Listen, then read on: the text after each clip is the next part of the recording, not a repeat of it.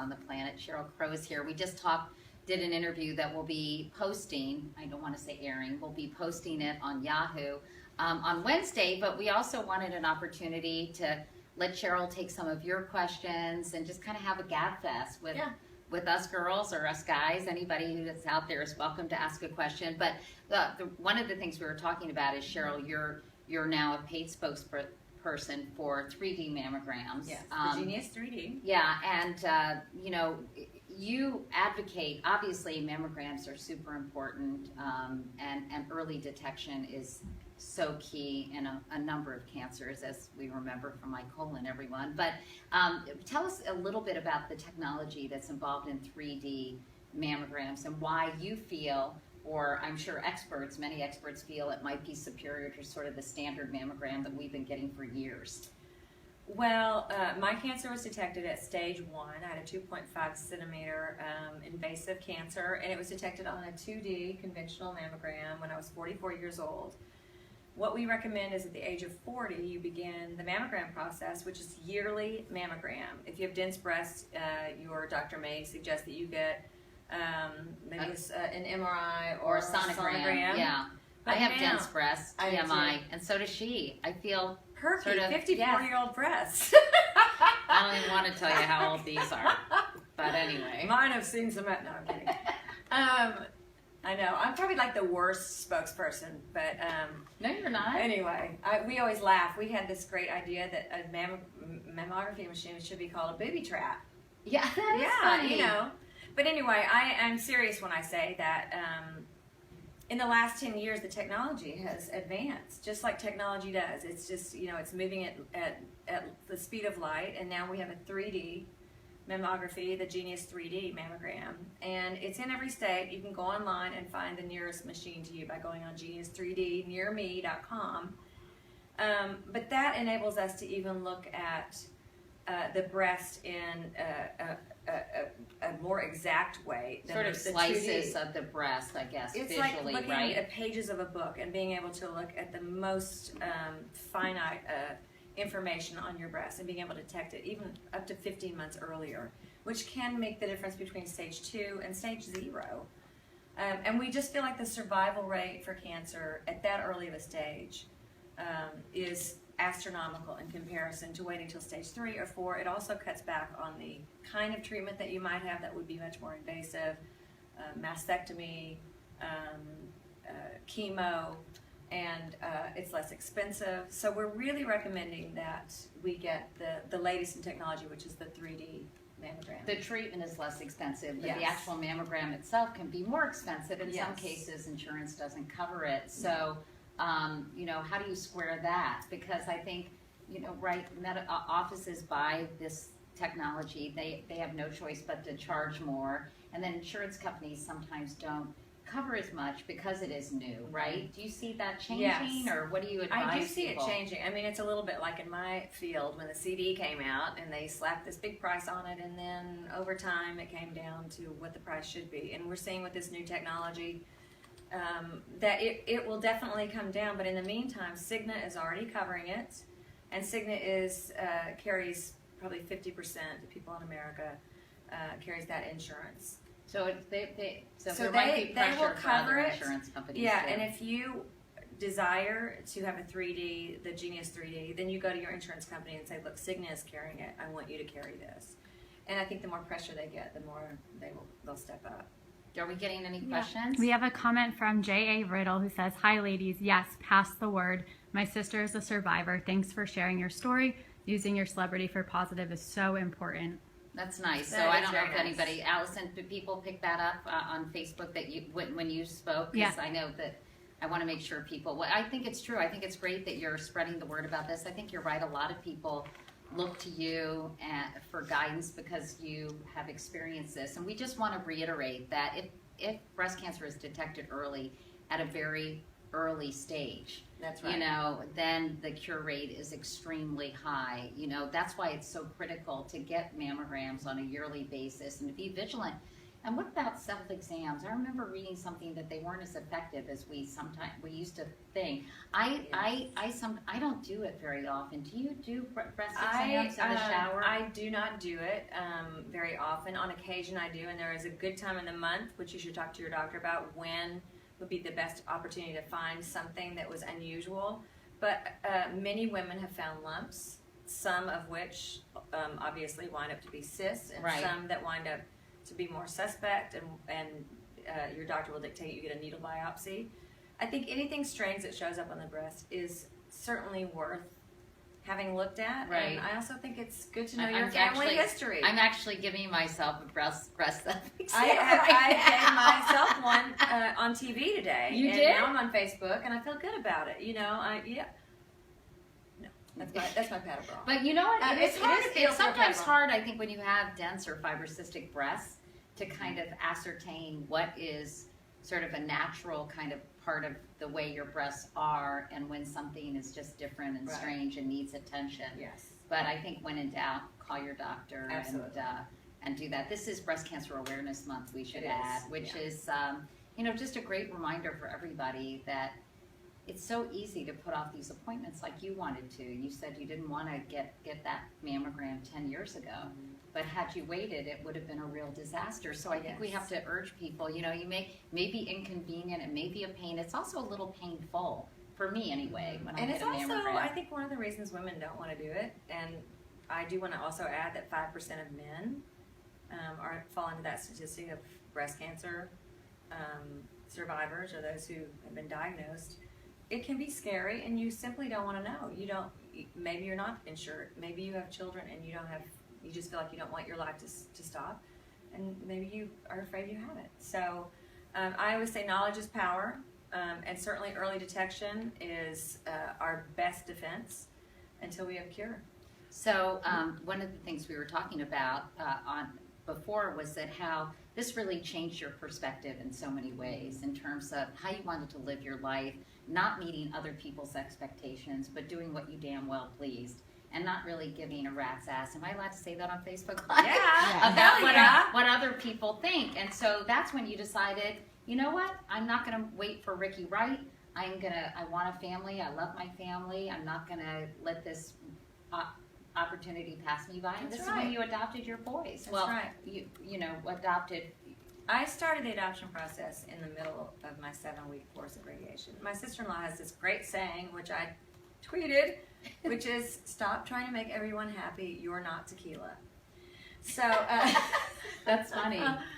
But I did. I had told myself this story about the order of life, what life is supposed to look like. You get married, you have babies, you raise a family, and I kind of excluded this other part of my life that I never included, which is you're a person who lives in the public eye. You've traveled all over the world. You're performing in places where people don't even speak your language. Oh, I just kind of pushed that aside. I was like, no, I can't be a mom until I've gotten married and have done it the conventional way. Well, by this time I'm 44 years old, and I've had a lot of relationships, and there was that moment where, what are you waiting for? Why does everything have to look the way that everyone thinks it should look for you? So I opened up the process, and a year later I had the most awesome little boy named Wyatt, and 3 years later to the day I had Levi. We have one more question. We have a couple, actually. Yeah. So Rachel says, hi, Sheryl. I'd love to know what keeps you strong. Listen to music, yoga, hang out with your kids, always looking for suggestions. Oh, wow. What keeps me strong? Well, I'll tell you what I do, and there's not a doctor on the planet that's going to tell you that stress will cause you to have disease. But I am a big believer that stress is detrimental to your well-being, to your health, to your memory, to your ability to sleep, to your ability to make growth hormone if you're not sleeping. I mean, I it feel just like plays check. into everything. Yeah, so I do a lot of things to alleviate stress. One of them is I do mindfulness meditation. Do you do it regularly? I do it really regularly. tried, but I don't know. I have to discipline myself. I feel like if I just did it for 1 week and felt the change, but I've done it like for 2 days, and then I never did it again. Yeah, it's What is it's wrong a with me? practice. It's not perfect. It's and one of the things that my meditation teacher taught me, she lives in Boston, her name's Sheryl, and she's kind of written the book on mindfulness and compassion. meditation is that if you fall asleep, it's because your central nervous system has been like this for so long. Let's say you meditate and every day for a month you fall asleep. Your body is telling you, I needed this. And if you Do you do have, it twice a day or once a day? I try to do it twice a day. For how long each time? 20 minutes. 20 minutes. We Yeah. have Yes. actually 3 People more swear questions. by it. Okay, hold on. Yes. We're going to talk about more stuff, but we want to take your questions because this is why we're doing this. Go ahead, Liz. Somebody said, is it true that you were an English teacher, and would you ever go back to teaching? I was an elementary music teacher in Okay. St. Louis, and I feel like I teach now. I mean, I don't teach in the public school system, but I do actually teach meditation. I don't know, having little boys, having their friends around, I feel like I'm always on that, hey, let's get outside and discover tip. So you feel like you're teaching as a mom, which I think a lot of moms and dads do Yeah, and I every think day. it's our job to Right. teach. I do. I think it's our job, right? Especially right now with the chaos that's around, to teach our children what it means to actually be in their lives, to be bored. We had a summer where my kids were really bored, and it was the best summer ever. Yeah. We made it go so slow. That idea of, we'll go find something to do. I know it's interesting. It's You think about fantastic. it. When I was a little kid, I'd always say to Mom, I'm bored, which she obviously had no patience for. Yeah. But I don't think you ever hear kids saying that because, like adults, are so addicted to their devices that there's always something to fill that empty brain space. And I did a graduation speech for a high school a couple years ago. I talked about how your brain there's a real need and purpose for daydreaming, and that the creative juices that help you in life and create and think of new ways of doing things, they're only fired when your brain isn't so stimulated, which is a really strong, I think, reason to disconnect, which I'm the worst about it. My husband gets so mad at me. He's like, the phone is going out of the room, because it's terrible. And I feel like I'm never present because I'm always the best that. about it, and it drives like my management. It drives everyone crazy. There'll be times where I'll be on my phone, but for the most part, I've gotten away from having my phone on me, and mainly it's because I feel like my kids are going to mimic what I do, and I've been so anti-screen for a while because I have one that is, both my kids are fantastic, but I have one that has that obsessive tendency. Yeah. Or if he gets 15 minutes of it, the next day, it's all he can think about. Well, It's I like- do think it's very addictive. I think it actually does produce dopamine in your brain. I do too. And one thing, and I'm sorry, I'm going on a tangent, but the studies that say talking to your kids, the difference between a child of means and a child of poverty is sometimes, I think it's 30 million words in terms of by the time they're very young. And you wonder if all this time where, first of all, it should encourage everybody to interact and talk and speak and model for their children. But all this time that all these parents are spending on their phone is time that they could be talking to their kids, showing their kids things. And now you walk around, you see people with strollers looking at their phone the whole time instead of like talking and pointing things out. And I think that's something we should be really cognizant of. I do too, and I think you ask any mom out there, how do you want your kids to remember you? I don't want my kids to remember me like this. I don't want them to get in a car when they're 16 and drive and text because they saw me do it. There are just so many things I think I will look back one day and go, why didn't I just Throw that away. throw that away? Look at all the time I missed, Right. And I'm at that place now. I'm an older mom, so I have that wisdom that maybe you wouldn't have when you're 20 and you're trying to do it all. But It is don't miss out. And don't miss out on the people that you love by being on the phone. all It's the time. true. We have I'm sorry. I know, sorry, when my mom was sick, sometimes I would be on my stupid phone and I thought, I should have been having really meaningful, I did, obviously, and my mom and I were very close, but I thought, why did I even have that? And why did I let it take 1 second of my time when I could have been going through my mom's things and asking her questions and having that really, having really meaningful conversations? Yeah. I know. Yeah. Anyway. We have 2 more questions from your music fans. There are Okay, obviously sorry. tons I more. know let's we're talk kind of about going on music. this. Oh, by the way, can I just put a button on the meditation stuff? It's been shown, study after study, how that really helps not only your mental state, but also physiological changes.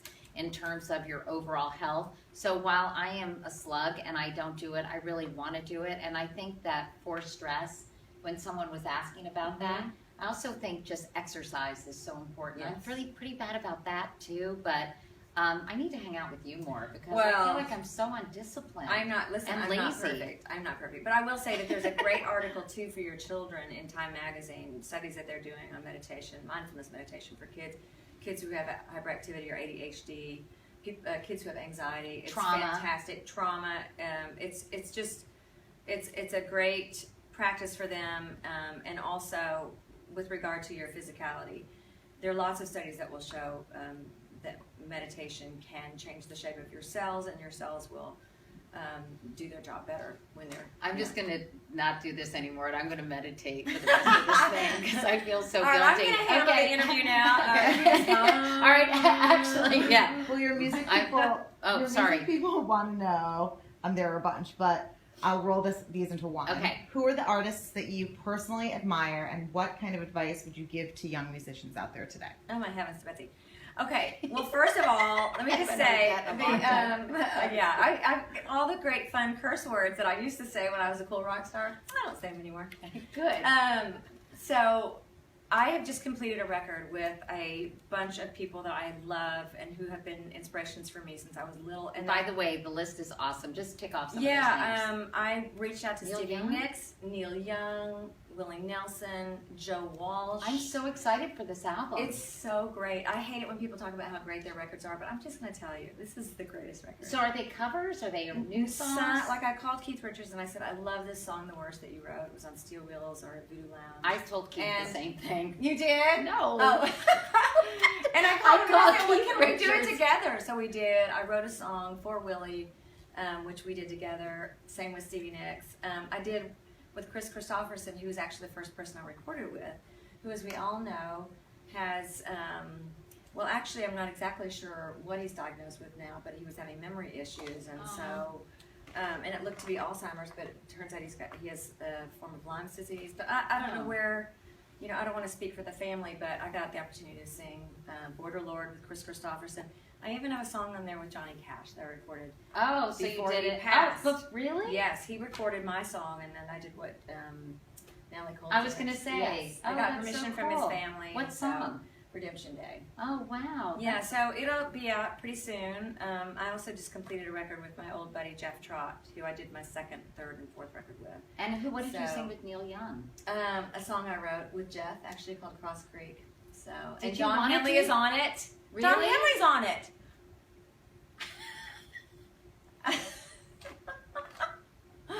I'm waiting for them to I take a know. two-shot. Oh, I don't need a two-shot because we're on Facebook. Yeah, we're on Live. that I'm an thing. idiot. Sorry. Didn't you want to do some Neil Young, like some covers though, honestly? It's weird though when you go to Because somebody I think and you would say, sound so great. Well, two things. It's weird when you go to somebody and say, I want to record your song and I want you to do it with me, because they've already done it. And the second thing is, it's really hard to do somebody else's song and do it. You can't do it better. There's no way. So you'd have to do it differently. So it just worked out that I sent him the song and I said, if you liked it, would you and he said collaborate? yes. He's like, yeah. And so we met up in LA and Was he's he just- nice? Oh my He's gosh. kind of cranky, isn't he? He's in a nice so way. much fun. I mean, he's Neil very, Young?